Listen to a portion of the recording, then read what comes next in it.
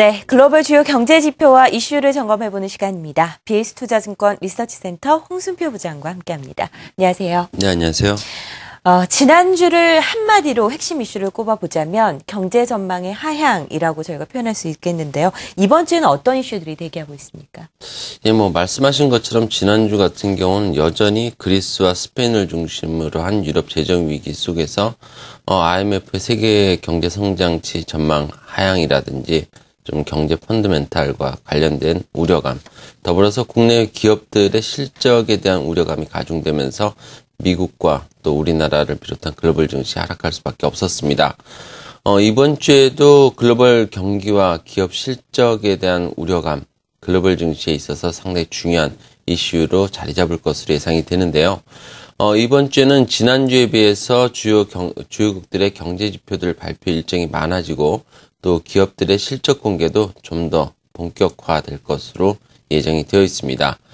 이번 주에는 중국의 GDP 성장률이라든지 소비 관련 지표, 또 인플레이션 관련 지표들의 공개가 예정이 되어 있고, 또 미국 같은 경우도 제조업 서베이 지표라든지 소비, 또 주택 관련 경제 지표들의 다수의 경제 지표들의 공개가 예정이 되어 있습니다.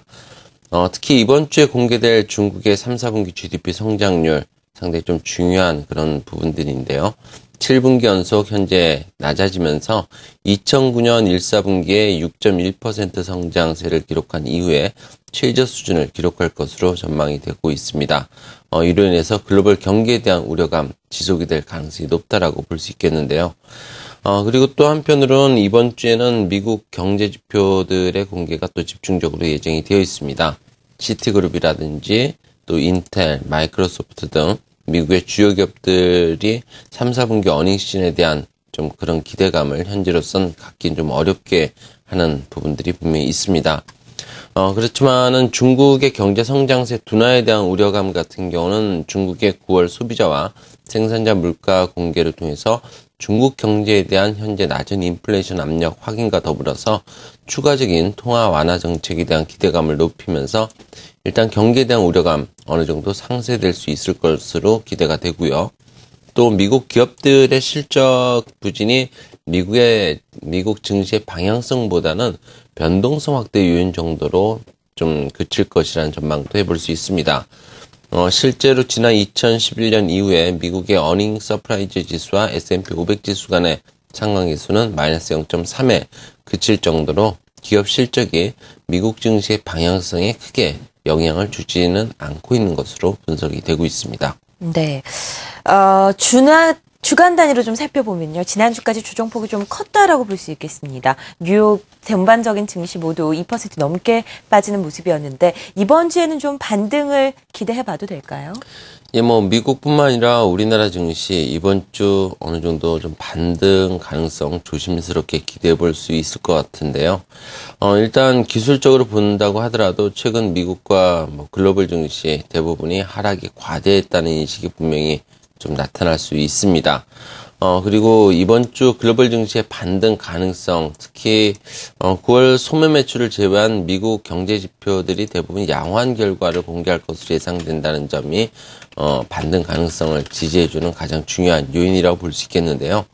10월 뉴욕 엠파이어 스테이트 제조업 지수의 개선 같은 경우는 여전히 기준선을 밑돌 것으로 예상되지만 9월보다는 크게 개선됐을 것으로 추정이 되고 있고요. 이와 같은 뉴욕 제조업 지수의 개선은 11월 초에 공개될 10월 ISM 제조업 지수의 기준선 안착이라든지 추가 상승 가능성을 높여줄 수 있을 것으로 기대가 됩니다. 그리고 주택 관련 지표들도 미국 주택시장의 지속적인 회복 가능성과 더불어서 3차 양적 완화로 인해서 회복세가 가속화될 수 있다는 점을 확인시켜주면서 미국 경기에 대한 불확실성 완화와 함께 글로벌 증시의 단기 낙폭 과대에 대한 인식을 강화시켜 줄 것으로 기대가 됩니다. 현재 미국 경제 서프라이즈 지수의 경우에는 지난달부터 기준선인 0포인트를 상회하면서 현재 40포인트 선을 넘어서는 등 뚜렷하게 우상향 추세를 이어가고 있는데요. 이와 같이 미국 경제 지표들의 예상치를 상회하는 정도가 잦아지고 있다는 점은 글로벌 투자자들의 투자 심리 회복과 함께 미국 증시의 상승 추세가 지속될 것이라는 그런 그 기대감을 지지해 줄 수 있는 요인이기 때문에 일단은 이번 주 글로벌 증시 미국 경제 지표들을 결과를 통해서 반등 가능성을 타진할 것으로 예상이 됩니다. 네. 국내 증시로 가보겠습니다. 지난주 금요일 코스피 지수가 강보합 수준에서 마무리가 됐는데요. 닷새 만에 반등이다라고 말할 수 없는 수준이었습니다. 앞으로의 전략 어떻게 세우는 것이 좋을지 한번 얘기를 해보죠. 예, 뭐 어느 정도 좀 기술적 반등 가능성 코스피도 예상을 해볼 수 있겠는데요. 현재 뭐 기술적 보조 지표로서 상대 강도 지수 같은 경우는 30% 이하로 내려가면서 과매도 국면에 위치하고 있기 때문에 코스피 기술적 반등 시점이 임박하고 있다는 판단을 해볼 수 있습니다. 물론 스페인의 전면 구제금융 그 신청이 지연되면서 유럽중앙은행의 국채 매입 프로그램이 가동되지 못하고 있고요. 또 미국의 연준이 3차 양적 완화 효과가 실물 경제 지표들의 개선으로 확인되기 전까진 일단 코스피의 반등이 강력한 힘을 갖기는 다소 어려운 부분들도 있습니다. 따라서 지난달 25일 이후에 실적 전망치가 전반적으로 상향되고 또 외국인의 매수가 지속적으로 유입되고 있는 뭐 에너지라든지 또 반도체, 보험 그리고 헬스케어 등을 중심으로 해서 중기적인 전략은 유지할 필요가 있어 보이고요. 단기적으로 봤을 때는 일단 낙폭이 과대하고 또 외국인들의 매수가 꾸준히 유입되고 있는 에너지, 철강, 건설, 기계, 자동차 부품, 은행 업종 등과 같은 업종에 대해서 단기적인 좀 시각을 가져볼 필요도 있어 보입니다. 네.